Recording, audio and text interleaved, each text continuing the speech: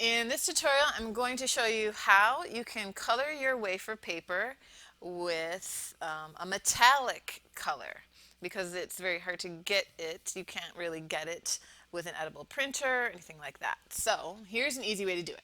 I'm starting with my wafer paper and some shortening, and then I have some gold highlighter dust here. You could use any kind of gold luster dust that you want. And then I have a gold paint. This one's an edible paint by Rainbow, I think it's Rainbow Dust or Rainbow Magic. I'm not sure. I'll have the link below. um, and what I'm going to do first is take some wafer paper and rub it all, I'm sorry, take some shortening and rub it all over my sheet of wafer paper. Please do this gently and don't do as I do here. I'm going fast, and so I ripped my wafer paper like a putz. But if you just take your time, slow down a little bit, and do it gently, you won't rip your paper. It'll be totally fine. But do get a thin layer of shortening covering the entire piece that you want to color. Okay, and now I'm just using my finger and dipping it into my gold highlighter. And I am rubbing it on top of the shortening.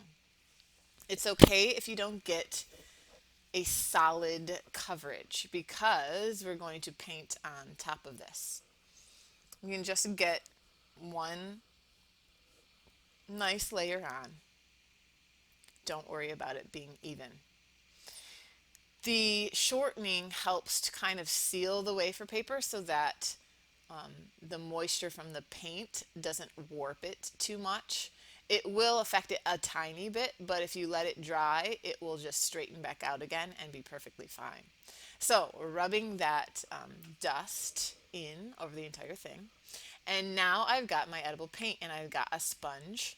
You could just use a paintbrush and brush it on, but I already had my sponge handy for a project I was doing. So I'm just sponging it on. Just a thin layer. And then I'm going to use my hands and I'm just going to kind of rub it in. And that you're going to find when you do that, that you get a nice, even, pretty even coverage throughout your entire sheet that you're covering. So I just added a little bit more paint to my dish there. And sponging it on.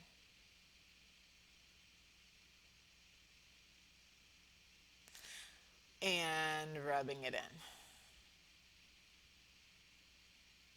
Now, this will not really dry fully for you. So, probably in the time frame that you're going to use it, it can still rub off on your fingers. So, you just want to be gentle when you are manipulating this from here on in. It will dry enough so that you can work with it and the gold will still stay on it, but you can't manhandle it or it will rub off a little bit on your fingers. But you can see you got nice coverage, nice shiny coverage on your wafer paper, and it hasn't disintegrated on you. You can also do it on the back as well. I would give it a little bit of time to absorb in and dry.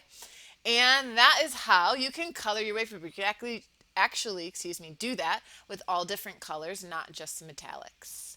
If you want to see what project I use this dark gold wafer paper for, you can come check out cakeheads.com, where there's lots more tutorials and a fabulous support group to help you in your cake decorating journey. Thanks for watching. See you later.